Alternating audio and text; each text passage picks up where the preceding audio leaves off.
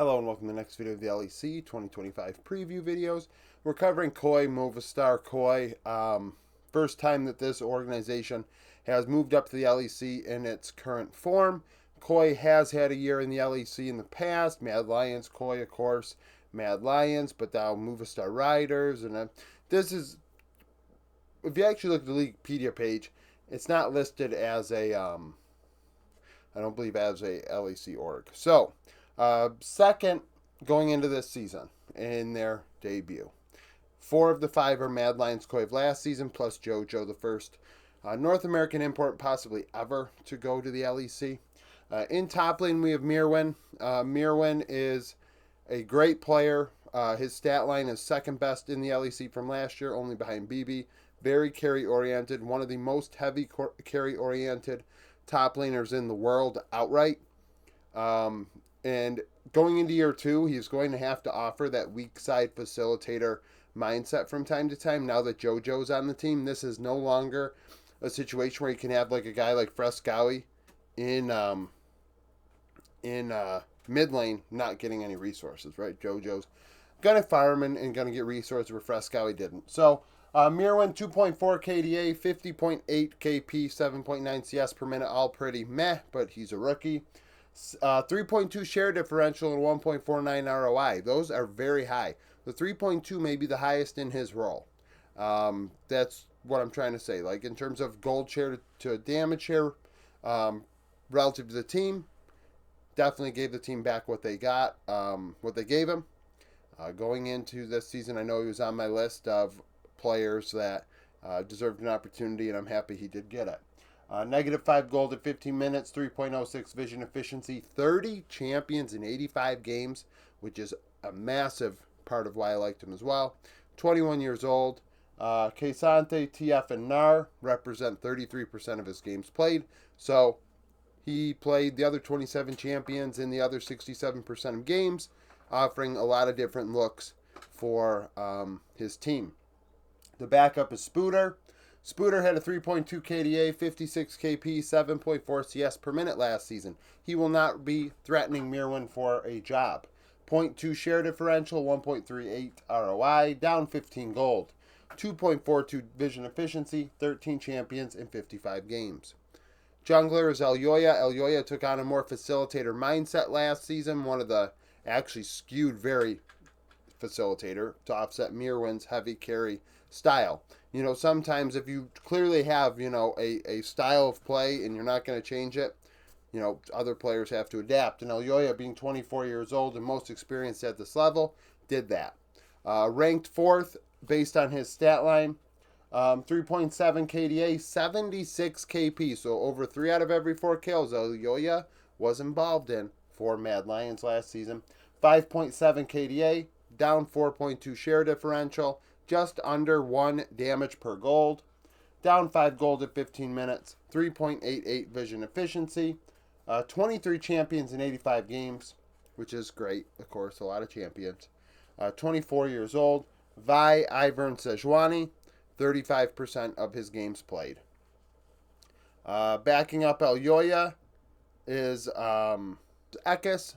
Ekis had a 5.1 KDA, a 78.2 kill participation, which is 4 out of every 5 kills. Damn cat, just tried to crawl up my leg. 78 KP, 4 out of 5 kills, 5.3 CS per minute. -5 share differential though, pure facilitator as well, 0.94 ROI. Down 170 gold at 15 minutes, just over 4 vision efficiency, 9 champions in 36 games. Mid lane, the newcomer, JoJo Pune. So JoJo Pune, definitely, had a couple issues this past offseason with C9 that resulted in his departure, health-related, etc., based on the rumors. So we'll see how that goes going forward. 3.2 KDA, 67.5 KP, 9.4 CS per minute. High farm. Some of the highest you're going to see in the West.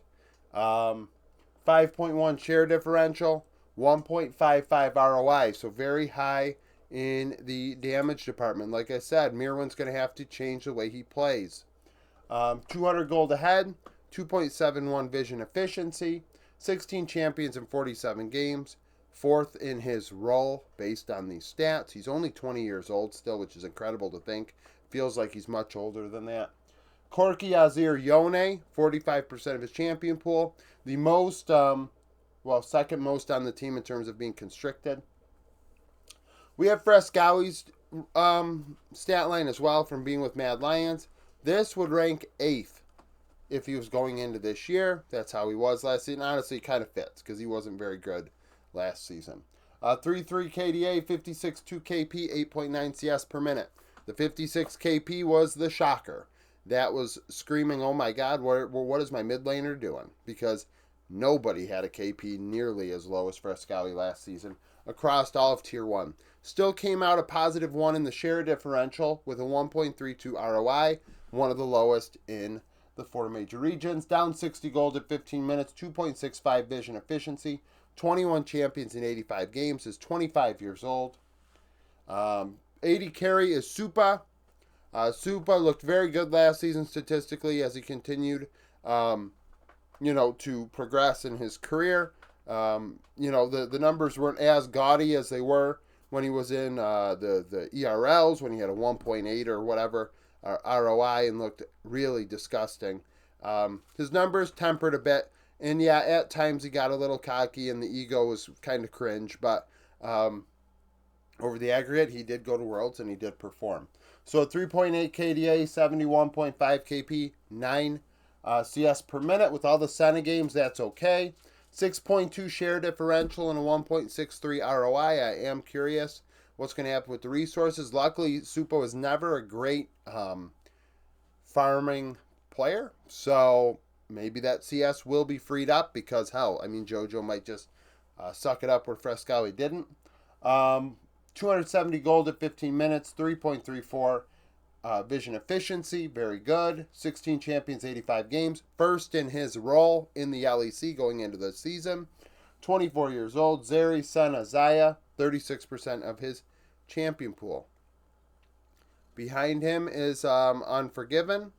Unforgiven, formerly of Mad Lions, a player that definitely deserved an opportunity in the LEC or LCS since his removal, and he did try and play with EG and 100 Thieves, but it never came to fruition. 6.5 KDA, only a 57 KP though, so really it's one of those things, like I said with Frescowi, what are we doing? A 57 KP is very low. 10.4 CS per minute, very high though, keep that in mind. He did farm quite a bit. Share differential is equal. So he didn't give the team any more damage than he received in gold, which is not great for an 80 carry. 1.38 ROI, 75 gold ahead, 3 vision efficiency, 11 champions, 41 games. Alvaro, 6th in his role at the support. He looked pretty good at times, very aggressive in lane, really turning some games, honestly. The 2v2 always was interesting with this team. 2.8 KDA, 73.4 KP. So the team clearly fought around the bot lane. You see Elyoya's KP very high. The bot lane duo also above 70. Negative 6.1 share differential, 0.72 ROI, more traditional. 165 gold ahead, 1.93 vision efficiency. Only 12 champions in 85 games though. So that is a knock, is that, hey, what's with the champion pool here? All of his teammates had, 20 or more? Well, Supa had even 16. You see some supports with more than double the amount of champions played as Alvaro last season. 21 years old, Braum, Rel, Nautilus, 52% of his games played. Camillus is the backup. 3.3 KD8 and a 78.4 KP on whatever team he played with last year. So clearly the driving force for that one, and we'll see how their ERL team does as a result.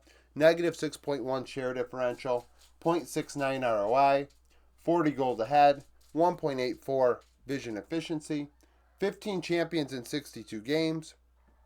Malzat is the coach, and outside of winter, the team really struggled until season finals. So the win rates are not great. 11 and 16 in the regular season and best of ones. for a 41% win rate, 20 and 26 in the playoffs and season finals, which is a 43% win rate, and then 5 and 5 at Worlds, which is where it really matters, 50%. So we'll see if they improve this season. I expect them to. Second place, I feel like, is pretty fair with this team. I can see Alvaro improving a little bit. But outside of that, I mean, hell, I think these guys are kind of ranked where they are.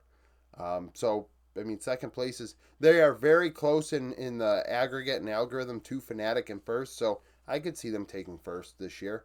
I'm not really looking at winter as mattering all that much. So it's kind of projecting out to Worlds as best I can instead of, worrying about Fearless. I think that's going to give everybody a false read on everything anyway. So thank you for watching. If you liked the video, like it. Subscribe to the channel for daily League of Legends content.